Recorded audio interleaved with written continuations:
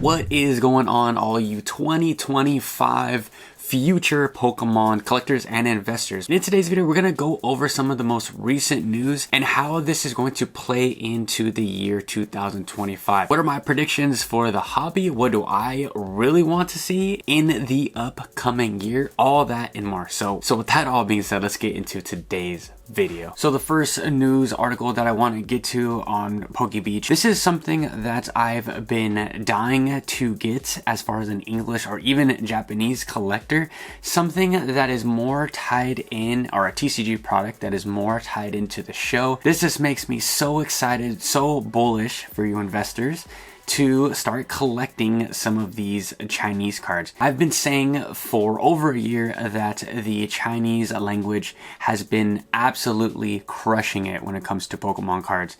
And with these new theme decks with Roy, Captain Pikachu, it's just, it speaks for itself. This is something that I firmly believe that Pokemon is going to deep dive further into when it comes to the show with the cards. And like I said, I've been dying for this since when I came back. I was like, why don't we get trainers and Pokemon together that are in the current show? It just doesn't make sense. So for these to be available, and these are coming out in Chinese, I think these are traditional Chinese. Let me know if I'm wrong. I'm pretty sure this is traditional Chinese, and these are buys. If you can scoop these up, I'm sure they're gonna be on eBay. I'm sure they're gonna be a little bit marked up, but for me, I'm a huge Fuecoco fan. I'm a big Roy fan too. And these are just things I need to have. Captain Pikachu is awesome as well. If you guys are a fan of the show, then I guess this goes into my 2025 and further if we don't get it. What I really hope that Pokemon can squeeze in is that maybe we could squeeze in some trainers from the anime that goes into the TCG. I think that would be awesome. I know we might get some of those trainers in the upcoming trainer sets, which we are going to cover right after this. But yeah, it's just something to think about, something I am so excited for. Let me know if you're just as excited as I am. And now we have even more Chinese Pokemon news. I know I lost a lot of you guys, but I think that I will bring you guys in with this pick right here, or this topic. So we have it finally, Pokemon 151 finally coming out in Chinese. The booster pack artwork, to me personally, is better than the English and Japanese. I really hate is a strong word, but I'm going to say it. I really hate the booster box artwork. I get it. It's Mew. Mew is the Pokemon that stems out of all the other Pokemon, or it is the solo Pokemon that every Pokemon is made out of. I get it. I understand that the lore, but I just didn't really enjoy the booster box artwork for me personally. But this one right here with Pikachu and Oddish flying through a painting, Mew's there as well with a Pidgey. I'm sold. I'm absolutely sold. And this is why I'm going to dive deeper into Chinese, simplified, and traditional Chinese. Here are some cards that I'm very excited about. Man, these cards can't get any better. We got Jigglypuff, we got a Dragonite, we got a Sleepy Psyduck. Man, this thing is gonna fly off the shelves, I'm telling you. If there's going to be any set that's gonna bring all out of my audience into the Chinese language of collecting Pokemon cards, this is it. And this is why Pokemon is so fun in every sort of language. I mean, every single language has their own little specialty item, one-off item, and this is just amazing. I'm glad that these simplified Chinese Pokemon cards have their own artwork, have their own major chase cards. I think that is a underutilized feature that every language should have. Japanese should have its own top hits. Chinese and simplified Chinese and traditional Chinese should have their own hit. Korean should have a big hit. And of course, English should have their big hits as well. I think that is so cool. I mean, we kind of did that when it comes to like PlayStation games. The example that comes to mind is like Soul Calibur. I don't know if you guys played those games, but it was a fighting game, and if you got the PlayStation version, you would unlock a character that you can only get in that console exclusive. So for PlayStation, you would get Spawn. I think for the Xbox, you would get Master Chief from Halo, etc. I think that is just such a cool idea, and I hope if going forward Pokemon does more of this. I gotta talk about this Gengar card. I mean, insane. I don't know how to pronounce the artist's name. Oswaldo Kato.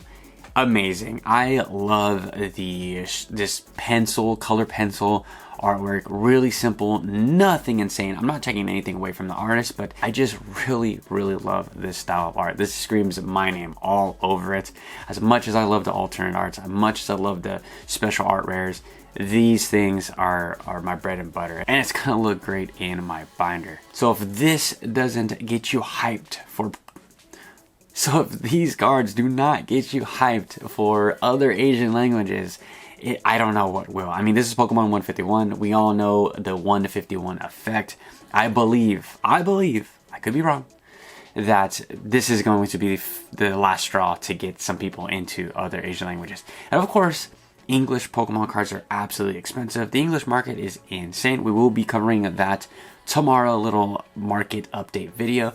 But I think that there's going to be a major shift in the year 2025 and beyond of many collectors just collecting good art. That's what I personally believe.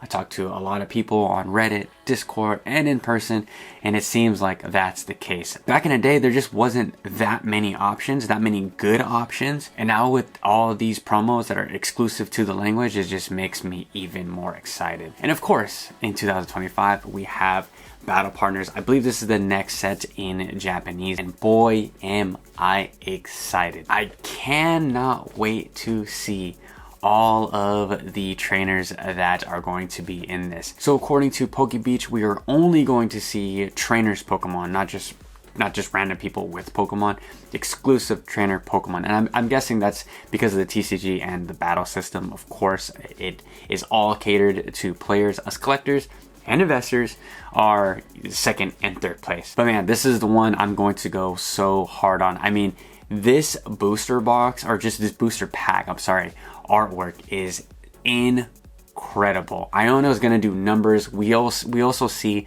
that with a booster box purchase in Japan, you get that Iono promo card.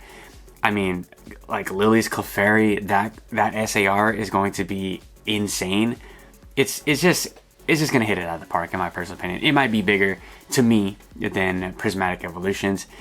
We have N and Reshiram. We all know that. Just having these top trainers, I believe, is going to carry the set.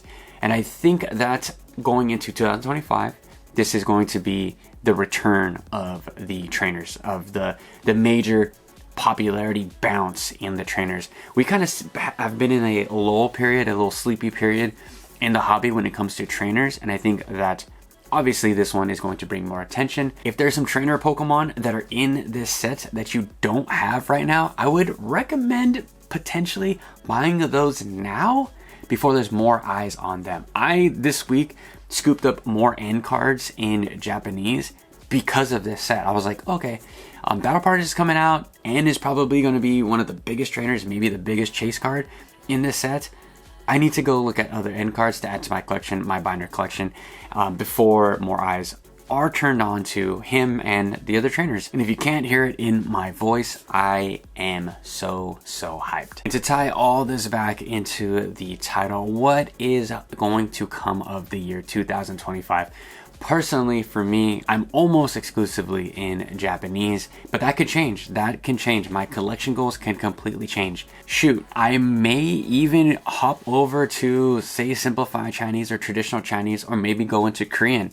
There's so many amazing cards and potential plays if you're an investor. I think this next year, there's going to be so many eyes on different parts of the hobby, if that's, Korean or English or Japanese.